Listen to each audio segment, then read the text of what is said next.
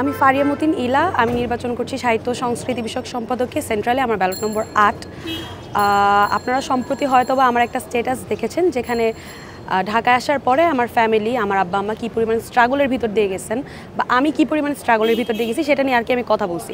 তো এইটার রিলিভেন্সটা আসলে কী ডাকসু নির্বাচনের সাথে? যেহেতু আমি রক ঘরানার গান করি, তো অনেকেই মনে করে থাকেন যে আমার আসলে শুধু ওই পাশ্চাত্য কালচারেই হচ্ছে বেশি দখল। বিষয়টা আসলে এরকম না। দেখেন, আমি একটা সময় দরবারি গান করছি, লালন সঙ্গীত করছি। তো আমার ধরেন কালচার নিয়ে একটা জানাশোনার জায়গা আছে বা একটা চর্চার জায়গা আছে, এবং জায়গাটা অনেক ডাইভার্সিফাইড। তো ওইটা বোঝানোর জন্য যে ধরেন যে প্রত্যন্ত অঞ্চলে যে একটা ছেলে ঢাকায় আসতেছে ঢাকা বিশ্ববিদ্যালয়ে পড়তে, ওর কালচারটা পাচ্ছে না, যেটা আমার ইশতেহারে আমি প্রথম লিখছি যে আঞ্চলিক সাহিত্য সংস্কৃতি নিয়ে আমি কাজ করতে চাই। তো আঞ্চলিক সাহিত্য সংস্কৃতি যে আমি বুঝি সেটা বোঝানোর জন্যই আর কি আমি স্ট্যাটাসটা লিখছিলাম যে আমি এরকম একটা ফ্যামিলি থেকে আর কি ফ্যামিলিতে বেড়ে উঠছি। তো ওই সম্পর্কে আমার জানাশোনা আছে। এবং আপনারা যেটা নিয়ে কথা বলতেছেন যে আমার স্যাটায়ার স্ট্যাটাস যেটাকে বলে, সবাই অনেকের অনেক রকম অ্যাপ্রোচ আছে ডাকসু নিয়ে। আমার অনেকগুলো সিরিয়াস অ্যাপ্রোচ আপনারা দেখছেন, এবং ওইটা একটা স্যাটারিক অ্যাপ্রোচ, ফানি একটা অ্যাপ্রোচ। তো এরকমই যে এই বিষয়টা সবাই এক এক রকম অ্যাপ্রোচে যাচ্ছে, আমিও অনেক ধরনের অ্যাপ্রোচে গেছি। তার মধ্যে ওইটা একটা যে আমি ডাকসুতে নির্বাচন করলে বিয়ে করব। তো আমার জুনিয়ররা সিনিয়ররা এটাতে আসলে অনেক মজা পাইছে, অনেক হাসাহাসি হয়েছে। তো এটাও আর কি বাকি প্রচারণার একটা অংশ আর কি।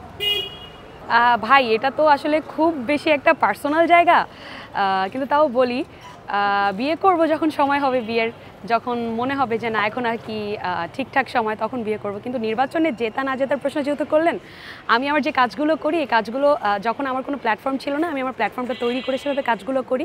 নির্বাচনে না জিতলেও আমি আমার কাজগুলো করব। তাই নির্বাচনে জিতি না জিতি সেটার সাথে আসলে আমার যে প্রমিসগুলো, এগুলোর আসলে খুব একটা কানেকশন নাই। নির্বাচনে জিতলেও আমি আমার প্রমিসগুলো রাখবো, না জিতলেও আমি আমার প্রমিসগুলো রাখবো। এটা একটা স্যাটারিক অ্যাপ্রোচ, ফান অ্যাপ্রোচ।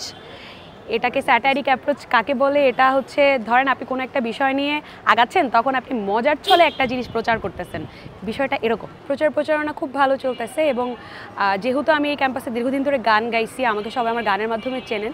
সেক্ষেত্রে দেখা যাচ্ছে যে আমি যখন যাচ্ছি আমাকে মানুষজন চিনতেছেন এবং তারা প্রতিশ্রুতি দিচ্ছেন যে তারা আমাকে নির্বাচিত করবেন। এটা অবশ্যই, যেমন খেয়াল করে দেখবেন যে আমাদের কমেন্ট সেকশনগুলোতে খুবই নোংরা ভাষায় কথাবার্তা বলা হয়, এবং এর মধ্যে অনেকেই আছেন যারা আমাদের সহপাঠী। মানে এই বিশ্ববিদ্যালয়ে এইরকম একজন ছেলে বা এরকম একজন মেয়ে যে আমাদের সাথেই আছেন, একই পেরিফেরিতে এক্সিস্ট করতেছেন, এবং যে প্রকাশ্যে গণধর্ষণের হুমকি দিচ্ছে। এবং আমরা কি দেখলাম যে বিশ্ববিদ্যালয়ের প্রশাসন ছেলেটাকে 6 মাসের জন্য আর কি বহিষ্কার করলো, এবং একটা নির্দিষ্ট সংগঠনের সে অ্যাডমায়ারার, সে জামাত শিবিরের অ্যাডমায়ারার। কিন্তু দেখা যাচ্ছে যে পরে জামাত শিবির ক্লেইম করতেছে যে না, ও আমাদের অ্যাডমায়ারার না, ও ছাত্র দলের এটা সেটা। তো জিনিসটা আসলে খুবই দুঃখজনক। আমরা এরকম একটা স্পেসে বসবাস করতেছি যেখানে আমাদের সহপাঠী আমাদেরকে প্রকাশ্যে গণধর্ষণের হুমকি দিচ্ছে, এবং প্রশাসন মনে করতেছে যে 6 মাস পরে ওর মেন্টালিটি ভালো হয়ে যাবে এবং ও এই ধরনের চিন্তাভাবনা আর কি আর করবে না।